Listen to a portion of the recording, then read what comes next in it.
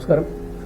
ഇന്നിപ്പോൾ നമ്മൾ എത്തിയിരിക്കുന്നത് ഒരു ഡൽഹിയുടെ പണ്ടത്തെ ഒരു ചരിത്രം നോക്കുകയാണെങ്കിൽ അധിനിവേശ ശക്തികളും എല്ലാം വന്ന ഒരു സമയത്തുള്ള ഒരു ചരിത്രം നോക്കിയാൽ ആ ചരിത്രത്തിലെ ഒരു സുപ്രധാന ഇടമാണ്. പക്ഷേ ആർക്കും അതിനെപ്പറ്റി അറിവില്ല. ഇന്നിപ്പോൾ ഞങ്ങൾ ഇത് അന്വേഷിച്ച് വന്നപ്പോഴും ആർക്കും ഇതിനെപ്പറ്റി അറിയില്ല. അതായത് ഒരു റസിയ സുൽത്താന എന്ന് പറഞ്ഞിട്ടുള്ള ഒരാൾ ഡൽഹി ഭരിച്ചിരുന്നു. ഒരു സ്ത്രീയാണത്. അവരുടെ പറ്റിയിട്ടുള്ള ഒരു വലിയ ചരിത്രം തന്നെയുണ്ട്. പക്ഷെ അത് ഇന്ന് മറഞ്ഞു പോയിരിക്കുന്നു. അത് നമുക്ക് കാണാം, പരിചയപ്പെടാം. എല്ലാവർക്കും സ്വാഗതം.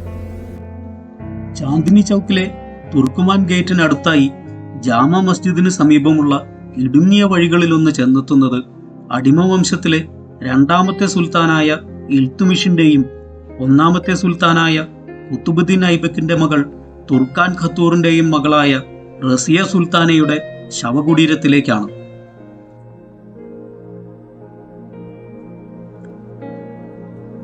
ദില്ലിയിലെ സിംഹാസനത്തിലിരുന്ന ഒരേയൊരു സ്ത്രീ ഭരണാധികാരി. ഇൽത്തുമിഷിന്റെ മൂത്ത മകൻ മരണമടഞ്ഞതിനാൽ തന്റെ മകളായ റസിയയെയാണ് ഇൽത്തുമിഷ് പിന്തുടർച്ചാവകാശിയാക്കി നിശ്ചയിച്ചത്.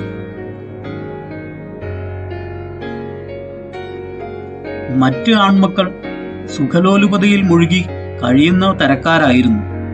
തന്നെയുമല്ല, ഇൽത്തുമിഷ് ഗ്വാളിയർ യുദ്ധത്തിലായിരുന്ന സമയം ദില്ലി ഭരണം റസിയയായിരുന്നു നിർവഹിച്ചത്. പക്ഷേ ഇൽത്തുമിഷിന് ശേഷം റസിയയുടെ അർദ്ധ സഹോദരൻ രുക്നുദ്ദീൻ ഭരണം പിടിച്ചെടുത്തു. ജനപിന്തുണയോടെ റസിയ രുക്നുദ്ദീനെ സ്ഥാനഭ്രഷ്ടനാക്കി സിംഹാസനം കൈക്കലാക്കി. രുക്നുദ്ദീൻ കൊല്ലപ്പെട്ടു. പക്ഷേ തുർക്കിൽ നിന്നുള്ള മറ്റ് ഗവർണർമാരോട് റസിയയ്ക്ക് വലിയ താല്പര്യമുണ്ടായിരുന്നില്ല. താമസിയാതെ അവർ റസിയയ്ക്ക് എതിരായി മാറി. മുസ്ലിം മതത്തിലെ വനിതകൾക്കെതിരായി ഉണ്ടായിരുന്ന മാമൂലുകൾ തകർത്തെറിഞ്ഞ് റസിയ പർദ്ദ ഉപേക്ഷിച്ച് ആൺവേഷത്തിലായിരുന്നു ഭരണം നടത്തിയത്. പക്ഷേ 1236 മുതൽ 1240 വരെ വെറും 3 വർഷവും 6 മാസവും മാത്രമേ റസിയയ്ക്ക് ഭരിക്കാനായുള്ളൂ. മറ്റൊരു അർദ്ധ സഹോദരനായിരുന്ന മുയിസുദ്ദീൻ ബർഹമിനെ പിന്തുണച്ച തുർക്കിൽ നിന്നുള്ള ഗവർണർമാർ റസിയയെ പുറത്താക്കി. അധികം വൈകാതെ ഹരിയാനയിൽ വെച്ചു നടന്ന ഒരു യുദ്ധത്തിൽ റസിയ കൊല്ലപ്പെട്ടു. റസിയയെ സ്ഥാനഭ്രഷ്ടയാക്കിയവരുടെ കൂട്ടത്തിലുണ്ടായിരുന്ന ഇഖ്തിയാറുദ്ദീൻ അൽത്തൂനിയയെയാണ് റസിയ പിന്നീട് വിവാഹം ചെയ്തത്. അയാളും റസിയയോടൊപ്പം സഹോദരനായ മുയിസുദ്ദീൻ ബർഹമിനാൽ കൊല്ലപ്പെട്ടു.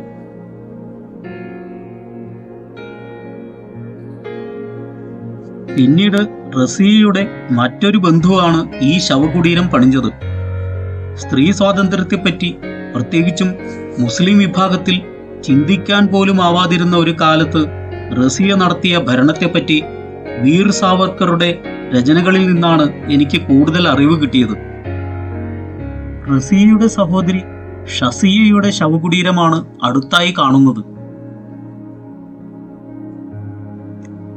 ആർക്കിയോളജിക്കൽ സർവേ ഓഫ് ഇന്ത്യ ഈ ശവകുടീരത്തെ ഏറ്റെടുത്തു എങ്കിലും ചുറ്റുപാടുകൾ മുഴുവൻ അനധികൃത കയ്യേറ്റങ്ങളാൽ നിറഞ്ഞതിനാൽ ഒന്നും ചെയ്യാനാകാത്ത പരിതസ്ഥിതിയിലാണ്. ഇന്നിതിനകത്ത് ഒരു ചെറിയ മസ്ജിദ് പ്രവർത്തിക്കുന്നുണ്ട്.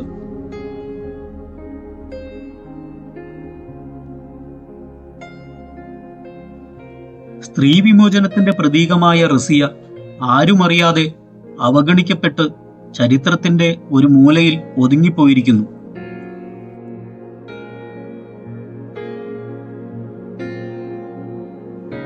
അധികാര വടംവലികൾക്കിടയിൽ സാഹോദര്യത്തിന് വലിയ സ്ഥാനമില്ലെന്ന് ചരിത്രം നമ്മോട് പറയുന്നു. പരസ്പര മത്സരങ്ങളുടെയും ചതികളുടെയും ചരിത്രം.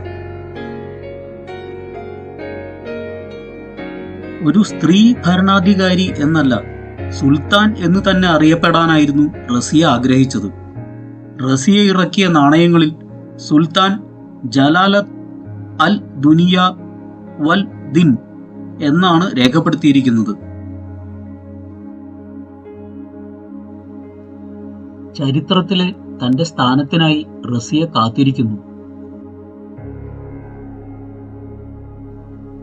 മറ്റൊരു വീഡിയോയുമായി വീണ്ടും കണ്ടുമുട്ടാം. നമസ്കാരം.